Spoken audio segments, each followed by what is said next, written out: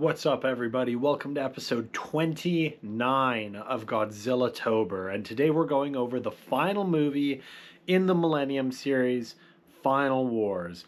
After this film, they didn't make another Godzilla until 2014, which was actually the start of the MonsterVerse with Gareth Edwards' Godzilla. So let's close out the Millennium series and move on to the MonsterVerse. Let's go. Hey everybody, thanks for watching. I'm Jared Fearing. I'm a lifelong Godzilla fan and a big fan of Halloween. And nothing says Halloween like monster movies. So this year, for the month of October, we're going to review every single Godzilla movie, from Gojira all the way to Godzilla and Kong the New Empire. So join me this month for a new video every single day and see if I go insane in the process. Let's get to it.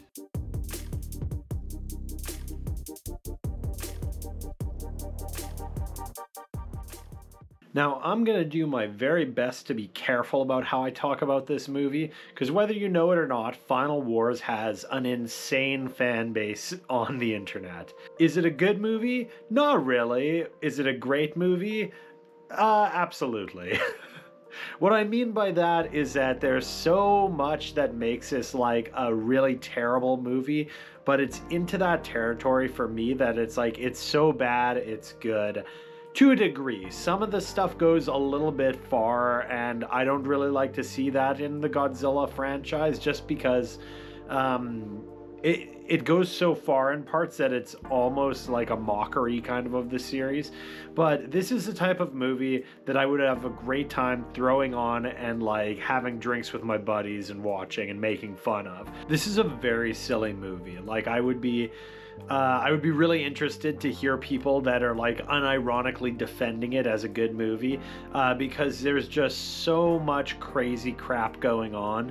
And like I said, good and bad. It's really all over the map, and I think it's probably the biggest mixed bag in the entire Millennium series because of so many things. The story is a mishmash of other movies. The effects are cool. There's like so many different monsters, but at the same time, it's absolutely chocked to the gills with horrible CGI and ridiculous like suit movements and animations. This is about as B-movie as it can possibly get. It's like somebody sat down and they were like, how can we combine Godzilla with X-Men and The Matrix and just like wrap it up into the most 2000s package you've ever thought of. We need a hit song by Sum 41 to show up in the movie at some point. We need lots of like a techno kind of new metal background. There's so much weird, dated stuff. It's just such a bizarre movie. The movie starts with our heroes fighting Godzilla, and they trap him at the South Pole. It's a pretty sweet opening. It really gets into the action right away, and from the very first opening scene, you can tell that this is a different type of movie just based on the score. They get into like heavy booming techno right away, and almost every other Godzilla movie in the series up until this point has had, an orchestra providing like actual pieces of music as opposed to like DJ beats. This design of Godzilla, I also have mixed feelings about. If Godzilla 2000 is Spiky Frog Godzilla and King Kong vs. Godzilla is Frog Godzilla, then Final Wars would have to be Cat Godzilla. He has shorter little cat ears and kind of squinty eyes, and he really looks like an angry cat. And I might be making this up, but I feel like I heard that there was some connection with the design to one of the creators' cats, actually. I feel like I remember that. If I'm wrong, please pop it in the comments below. But I seem to remember reading something about that, but also I couldn't possibly be bothered to look it up for this video. Something I should mention too is I've seen this movie a few times in English, and the English dub is just awful. But one thing that really like differentiates the two is the Japanese version did something really smart that we'll come back to in a second. This movie features Don Fry, and if you don't know who Don Fry is, he is a very famous MMA fighter. He was very big in Japan after having some famous bouts in Pride Fighting organization, including Don Fry versus Takayama, which is one of the most viewed MMA clips in history. And he was also a former UFC champion and UFC fighter, and Don Fry's just awesome all around. He's a little crazy these days, but I still like him. That being said, Don Fry is absolutely horrible in this movie. He looks cool. This is like prime Don Fry. He's in great shape and he's got a great look. Everyone loves Don Fry's mustache and you know whatnot. But here's the difference between the Japanese movie and the American movie. In the American dub, we actually just hear Don Fry acting. And he's a horrible actor. He's really bad. But in the Japanese version, they just dubbed him over with a Japanese voice. And they gave him a like badass anime actor voice. So the Don Fry that the Japanese got was like the Don Fry look and physique with just a killer voice actor. That's not fair. We got regular Don Fry, who's a horrible actor. Now, aside from Don Fry, there's also a cameo in this movie that I really enjoy. The other fighters featured are Ray Sefo and Gary Goodridge, who we see defending Godzilla in the South Pole. If you're a fan of mixed martial arts, then this is a really cool little cameo, and I enjoy it very much. And if you want to know more about me and MMA, you can also check out the first episode of Jared Fearing Versus, which is available right now on my channel. As we're being introduced to Don Fry and crew, they get attacked by Manda, and they freeze him and then kill him with their drill ship, the Gotengo. It's a pretty sweet opening, but it also sets the tone that this movie is going to have some really like high concept scenes that they clearly do not have the budget or desire to do practically. And so this movie features a lot of horrible CGI. It's kind of unfortunate because I think the CGI was getting better as the Millennium series went on, but at the same time, I do understand why they go so CGI heavy, because this movie is batshit insane. It features a ton of monsters, there's tons of explosions and damage and after effects needed. There's a full-on alien spacecraft that's shooting out little other ships all over, like there's a big alien mothership. So I get it. I understand the need to CGI a lot of this stuff, but at the end of the day, it does just kind of look shitty. So I get it, but it's always going to be like a big drawback that they had to do that. To the credit of the movie, though, a lot of the monsters that are featured are largely practical, and I do like that. But then we see stuff like King Caesar or even like Gigan it's clearly just like a guy in a suit, whereas the original Gigan has one of the best designs, period. I've already talked at length about how much I love that design. I'm not really a fan of Funko at all, but I even got the Gigan Funko. That's how much I like the original design. And also, this is just a really nice Funko. It looks really good. It's good sculpting. Pick one up. Anyways, this movie is hugely influenced by X-Men and The Matrix, which were franchises that were both huge in the 2000s. This movie wants to be The Matrix in so many ways, from the soundtrack to the outfits people wear. They're all wearing leather dusters. There's literally a scene near the end of the movie where our lead hero, who happens to be a mutant, is able to use his psychic powers to stop a bunch of bullets as they're being shot at him. Or I guess they're like laser bullets, but you get the picture. It's literally a direct rip from where Neo stops the bullets in The Matrix. So the influence is just like so overtly obvious, but hey, that's what movies do. They piggyback on the success of others. So there's a race of mutants that are the good guys, and they mostly work for the government and they help fight other monsters. These aliens come down, and the aliens are like, hey, we're your buddies, but clearly they're not. And they end up fighting one another and being like, hey, mutants, join us. You could be, better than stupid humans. And they're like, no, we're mutants and we're fighting for the government or whatever. Anyway, there's a lot of like martial arts battles, but they kind of like choreograph them so they're almost so intricate that they're rigid, if that makes sense. There is not any natural fighting to it. It's just like so highly choreographed and wire fighting, which is okay. I mean, it looks fine, and there's some different sequences that are pretty cool. But I really don't care so much about the human story here, like at all, and so human/mutant. And so these extended sequences, I'm just kind of like, all right, like let's get on with it, get back to the monsters, because they invested in bringing back a lot of the classic monsters. We get to see Ebera, we get to see Kumonga, we get to see Manda briefly before he's killed with the drill ship. Oh, and the mutants even have like a danger room scene at the beginning, kind of. It's like a halfway between a danger room and a UFC octagon, and it's kind of an interesting scene. I don't know, whatever. They find the original Gigan as a fossil, and they're like, oh, this is clearly not made by humans, but we'll hang on to it. And then shortly after, it activates when the aliens show up. Their new Gigan design, I like it a lot less, like I already said, than the original, but it's pretty good for kind of an updated version. They do a lot of things to try to make it cool, like the first version dies, and then the next version has chainsaws for hands, because, you know, scythes weren't enough. And much like the other movies, Mothra shows up here as an ally to Earth and an ally to Godzilla and helps fight the kind of second Gigan that has the chainsaw hands. And I know some of you want me to pronounce it Gigan, but it'll always be Gigan to me, so deal with it.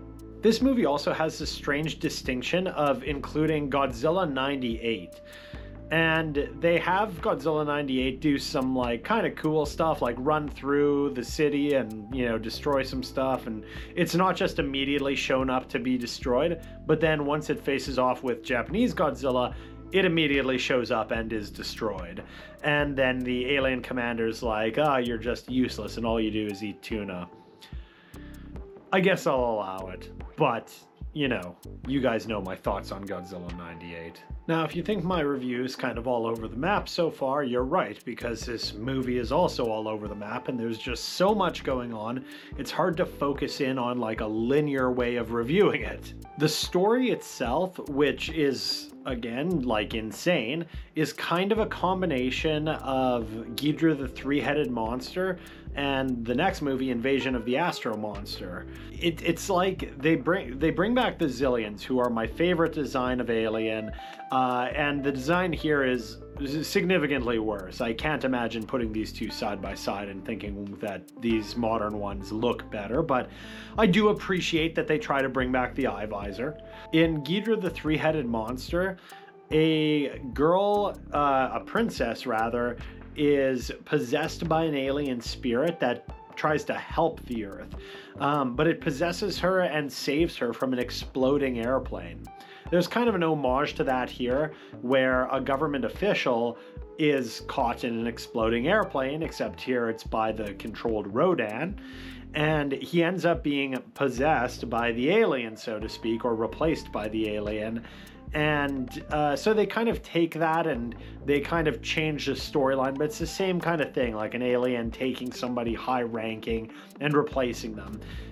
But here it's for evil, whereas in that movie it was for good. The whole alien plot kind of goes out the window, though. It seems like they're trying to deceive the Earthlings, and then while they're live on TV, Don Fry busts in with an alien that he killed and throws it in front of everyone, scaring the shit out of everyone, and then he shoots the imposter government official, at which point the alien commander stands up and tries to like calm everyone down, and then his underling, who is basically like a human embodiment of Starscream, shoots him and takes his place as the new ruler.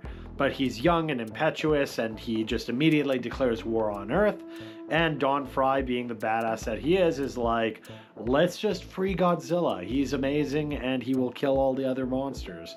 And so most of this movie is just getting to that point where all of a sudden we get this montage of Godzilla fighting all these different updated monsters. And for the most part, the montage of him fighting the other monsters is pretty cool. I like it, but I also hate it. There's a lot of things that really bug me.